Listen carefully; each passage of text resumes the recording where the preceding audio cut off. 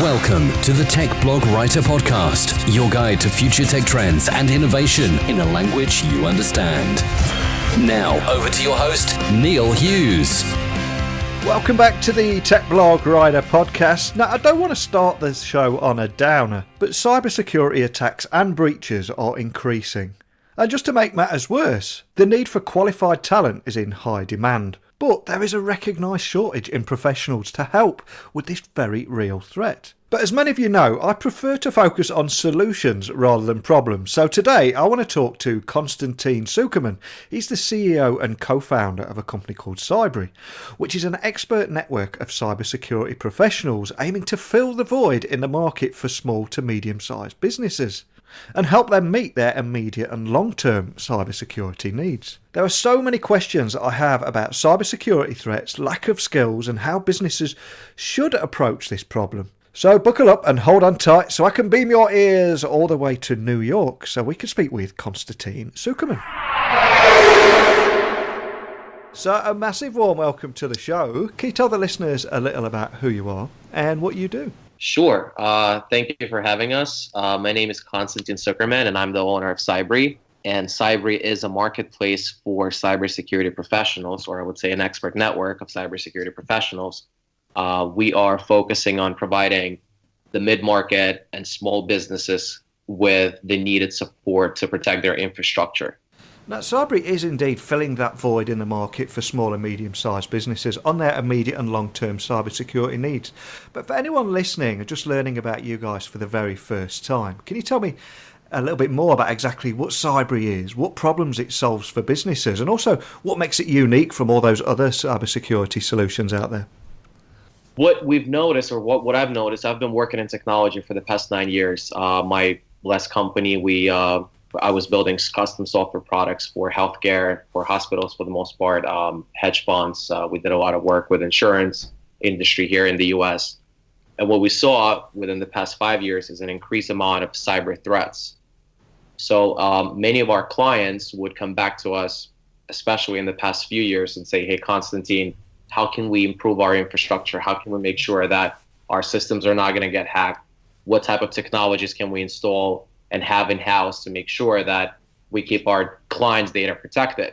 I started looking around about 2 years ago, and I did not necessarily see a solution that would fit the needs of the SMEs. And with that thought, I went on in the market and just started doing a lot of research. I attended many conferences and I spoke to the top leaders in the space.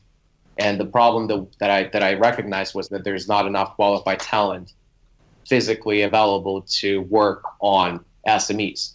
The United States government hires the majority of the cybersecurity experts as of right now. Roughly around 70% is being hired by the US government. The remainder gets hired by the top 10 consulting firms, including big names, Deloitte, PwCs, and other large firms on the market, which may not necessarily be as affordable for SMEs. So this creates a huge gap of roughly 200,000 companies in the US that cannot get the proper protection for the reason that they cannot have access they can't have access to the qualified talent that is required to protect their infrastructure. So with that thought, I went out on the market and I brought in a couple of partners on board, all with a lot of experience in the cybersecurity space. My co-founder came from the Citigroup. Our advisors come from the US Army, from other cybersecurity companies, mostly technology companies, larger technology companies that helped us to develop an expert network. So thus far, we have roughly around 500 experts, highly qualified experts on our network that are available to help small and medium-sized businesses on the part-time basis, because not every cybersecurity expert or not every company requires to have a full cybersecurity division in-house. Most of the companies have IT departments. However, IT departments are not cybersecurity departments, and that's the message that I would like to convey here, is that there's a big difference between IT and cybersecurity, because cybersecurity also includes policies and different procedures and different systems that not only protect the infrastructure, but also they can educate the employees on how to properly protect the data, how to work with that data, to make sure that there's no vulnerabilities coming from the company itself. So how does that process work? I mean, do you have any use cases you can share with us today, just to help anyone listening visualise how the company realise they've got a problem, realise that cybersecurity is not part of the IT department at that moment in time, and how they can reach out to you guys for help? What happens there? Businesses come to our platform. Right now, we're focusing on the financial services, insurance, healthcare, education. Those are the main 4 industries that we're working with right now. And what happens is companies come to our platform. They create a project. It's a very nice looking platform. We've spent over a year building it. They create a project. They describe it. Then our system automatically identifies the top matches that qualify for that project, and the businesses receive a notification showing them who would qualify for that specific project that they've created on our platform. So it's a robust technology that helps match talent without leaving the platform. Can you also tell me more about how CYBRI's algorithm identifies those qualified experts that we've been talking about that will be available for the project? And then within 24 hours, businesses have a list of matched experts all in their dashboard available for the project? That is correct. So what we did is we built an algorithm that identifies people based on the skills, based on the requirements that a company submits onto the platform. We not only look at, let's say, the skills that you're looking for, we're also looking at the seniority level of the experts. We're also looking at the size of the business. We know the compliance requirements in different industries, so that helps us also to develop the algorithm that automatically matches people who, let's say, if you're in healthcare, you're a small hospital and you have a large infrastructure in place, and obviously you're HIPAA compliant. We know that this is the HIPAA compliance project. We will then automatically only reach out to the platform. Will only reach out to the HIPAA people on our platform that have experience working with hospitals, that understand the infrastructure, that understand your supply chain, because that's another thing where the most threats are coming from. It may not necessarily be your own organization, but you may have other solutions and vendors who you work with, and they may not be as protected, and that automatically puts a lot of stress and potential threat on your organization. So our people know that, and our algorithm recognizes that, so that in 24 hours, as you mentioned, the business who submitted the project will have at least 4 people who qualify for that specific role, and they have experience, so you don't have to necessarily explain everything from scratch. Yes, of course, you have to provide more data about your business, but at the same time, they will know the regulations, they will know the compliance, and they will know the supply chain of your business. I guess as well, as soon as a business actually contacts you and they get those matches, one of the first questions any business leader or probably IT manager would ask is, how do you actually vet your cybersecurity experts? That's a great question, and we do get it. That's right. That's the first question. And what we've developed so far is we have a vetting process that includes the background check, that includes a couple of tests specific to the industry that a person is familiar with, specific to the tasks that they could be working on and their skill set. So we have a vetting process that roughly takes about 2 days to go through, including the background check. So every single expert on CYBRI's expert network has been vetted, and we make sure that they know their stuff. We only hire, or we only provide people who have at least 3 years of experience or more. For the most part, at least based on what we saw right now, most of our experts who've been working on projects have at least 6 years of experience in this space. We're also going after the US Army veterans from the cyber division who are not necessarily have experience working with businesses, but they've seen real threats and they know how to deal with those threats on the very professional level. So are you guys just focusing on the talent area in cybersecurity? Are there other areas that you're leveraging technology and really making a difference to? We are not only focusing on the talent area. However, the talent area is the largest problem that exists right now. Yeah. But we're also providing technology such as monitoring solutions. We're providing incident response teams, which means that if the company has already been breached and they're looking for somebody who can come in, or somebody who can just take over their infrastructure and close all the endpoints to make sure that there's no more data leakage, and then recover some of the data. We provide that as well. But we're developing a monitoring solution, our own monitoring solution that will be installed on the client side, and our people will be monitoring the environment and the infrastructure to make sure that there's no threats coming in after, let's say, all your employees go home at 6 p.m. or 7 p.m. For the most part, what we've seen is that breaches happen after the employees are home, and somebody could hack into your system using your employee's identity and then steal data or require ransom to release the data. So what we've built is what we're testing right now. It hasn't been launched yet, but we're testing it now. Is the technology that recognizes potential threats through pattern recognition.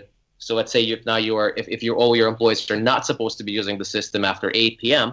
and we see that somebody is using it at 1 a.m., our technology will automatically notify your IT department and our cybersecurity department to say, hey, this is a potential threat. Let's block the system until we verify that person and make sure that that's the right usage of information. Because we see that this is the main problem of those organizations. When somebody already knows the password, somebody already stole the password for however they did it. It could be through an email, it could be through hacking into the server, and then they wait until everyone goes home and they go in the system and steal the data or block the technology. So our technology will help to identify those threats. What about the kind of people that just like to work late? There is a few of them out there. Is there, assumingly, there will be a way to actually input that that person is actually working late? Yeah, I mean, of course. First of all, I mean, the simplest way to do it is we call them right away. Yeah. Not necessarily just the technology. Technology just notifies you that there is a threat, there's some activity going on that may not be necessarily approved. But we call the IT department right away. We call the COO or the CIO, and we're asking questions if that's the right usage of time and information right now. And if everything's okay, we're just pressing a button and everything's fine. If we can reach somebody, then of course we're going to have to wait until we hear back from the company itself. That's the best way we can probably do it as of right now. Absolutely. Now, as someone that's in this industry, are you noticing an increasing concern from entrepreneurs and executives about the privacy and safety of that valuable information in their databases and other cybersecurity related questions? Are you getting more and more of those kind of things coming your way? All the time, Neil. I'm constantly speaking with entrepreneurs and executives who have serious concerns about the privacy and safety of valuable information in their databases, in their infrastructure, and other cybersecurity related questions. What we try to do is we're also trying to build an educational portal that will be free for use for small businesses just to get an understanding of what needs to be in place in order for them to be a protected and a safe organization. Because cybersecurity does not necessarily only talks about one organization. We're talking about a full supply chain of organizations. So if your company, let's say you're an email, you do email marketing campaigns, or your company could be verifying a third-party solutions that then integrates into another company. You need to protect your own infrastructure before you work with anyone else. And the same thing we can say to all the other entrepreneurs that are building technologies and are integrating with APIs and potential other third-party vendors, that all the supply chain needs to be protected. Because we've seen many examples where a company itself is extremely protected, but they work with some third party. Let's say recently there's a big case with that everyone probably knows about, Maersk. It's a big shipping company that got hacked from a third party vendor that they've been using for the tax purposes. So there's a platform that they're using for tax and audit, and somebody hacked into that platform. And then using that platform, they got into the actual main infrastructure of Maersk, which is a huge shipping company. It cost them millions of dollars to recover, because the infrastructure was blocked. They couldn't do shippings. So it's a supply chain type of process that needs to be secured. And what we see coming from entrepreneurs and executives is a lot of those type of questions is, how do I protect not only my own infrastructure, but how do I make sure that everyone I work with is also protected? Now, cybersecurity attacks and breaches are increasing exponentially at the moment, so that's obviously going to lead to those questions. But I've got to ask as well, as a result of that, are you also noticing a significant demand for qualified talent in that area? And also, that I would imagine, a shortage of skills as well.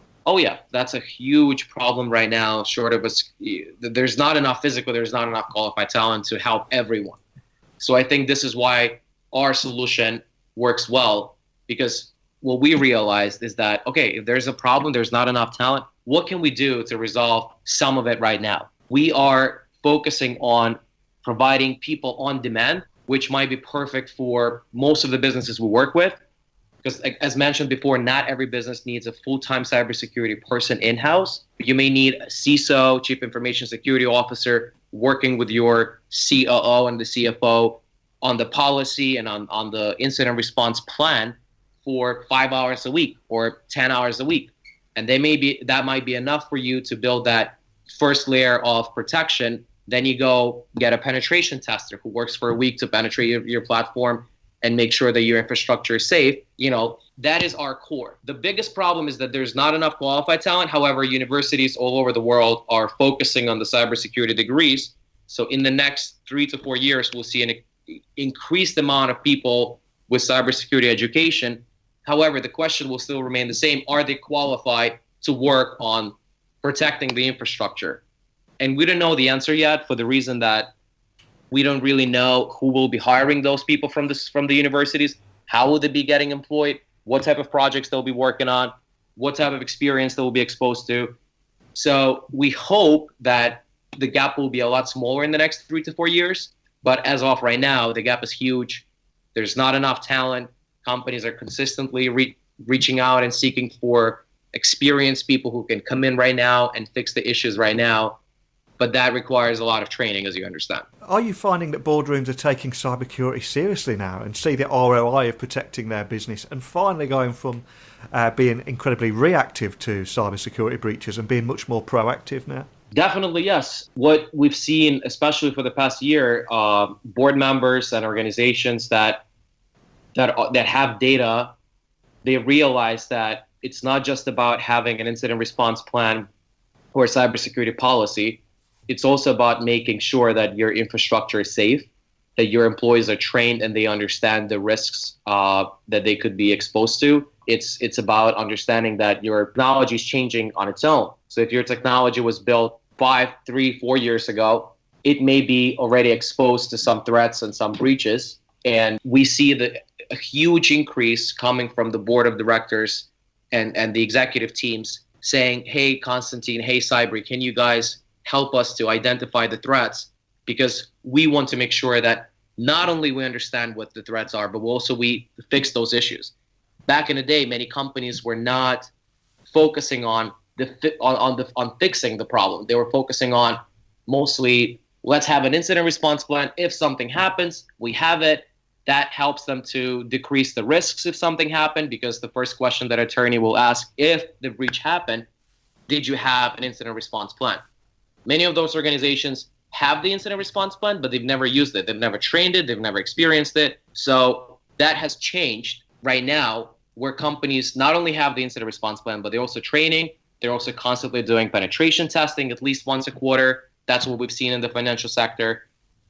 Because as I mentioned before, the technologies are changing too fast, and there's so many new threats coming out from artificial intelligence. Hackers are getting smarter. They understand how to trick someone. They're using robots or robust systems to get into the systems without being notified. So we see a lot of, I would say, new trends being developed in the cybersecurity space that are getting a lot more stronger than they used to be. I did mention earlier on in the episode there that CYBRI is focused on helping financial services, healthcare, energy and insurance sectors. But do you have any plans to expand from this into other sectors too? We definitely have the plans of expanding in the next year into other sectors. However, the sectors that we're focusing on are the most, I would say, regulated sectors in the United States, especially financial sectors, insurance, because they have so much personal data of their clients, such as social security numbers, their names, addresses, and all that information. Healthcare is the same. So our goal was right now just to get out there and help those businesses that are actively looking or actively seeking for that help. But in the next year, we're planning on expanding into manufacturing. We're planning on expanding into energy. We're planning on expanding into other industries. So yes, that's in the works. So is there anything else that you can share with us today about future trends in the industry, or equally just what excites you about CYBRI in 2018? I would like to tell all entrepreneurs out there that the most important thing they can do to protect their infrastructure is to train their employees.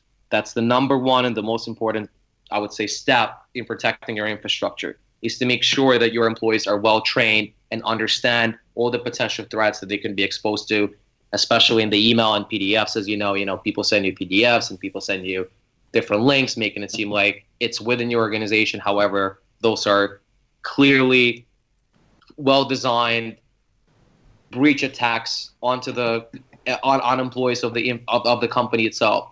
So we want to make sure that all entrepreneurs understand that training and awareness is the most important part of the cybersecurity process. Technology is the second part, because having technology does not mean that your employees will not click on a link or will not download a PDF that will then expose your full infrastructure to a huge risk. Well, a huge thanks for coming on today. But before I do let you go, can I ask you to point the listeners in the direction of your web and social channels, along with your contact details of your team, if anyone has any questions about our conversation today? Definitely. Well, our URL that you can find us on is www.cybri, it's CYBRI.net. You can also find us on Facebook or on LinkedIn just by typing CYBRI, CYBRI on LinkedIn, and you can find all our team. You can also send us an email on hi@cybri.net. And please feel free to ask any questions. We're open to discussing, and we're always giving free advice. We're not charging. Our goal is not to make money necessarily. Our goal is to help the business infrastructure and the business ecosystem of the United States to get protected. Fantastic. I think with all the cyber terror breaches happening at such a rapidly increasing rate at the moment, businesses need cyber threat protection, end of. That's not for discussion. But the main issue that we're seeing over and over again is there's just not enough qualified talent available out there on the market to satisfy all the needs of every business. But this is something that you're addressing firsthand with CYBRI. So I salute you and wish you all the best for the future. And I'd love to stay in touch and maybe get you on again later on in the year, see how you're getting on. Thank you very much, Neil. It's a pleasure, and thank you for your time. And I wish you a great year. Hack-free 2018, as we say. What I loved about this episode is that certain elements of the media only want to report the bad news. And we've all seen those headlines of daily software breaches, companies under attack, and nothing businesses can do with cybersecurity skills in short supply, etc. But companies like CYBRI are helping businesses find a solution to cybersecurity problems rather than just adding to them. Now, today's guest also raised an interesting point that cybersecurity and IT are not the same things. I mean, even though some cash-strapped departments may think it is. But I'd love to hear your thoughts, your experiences in this area on that point and the entire conversation in the podcast there. And you can do that by emailing me, tweeting me, or even recording an audio voice message. And you can find everything that you need over at techblogwriter.co.uk/podcast. So keep those messages coming in. I do try to reply to them all. And before I go, I just wanted to say a big thank you to every one of you for listening. And until next time, don't be a stranger. Thanks for listening to the Tech Blog Writer Podcast. Until next time, remember, technology is best when it brings people together.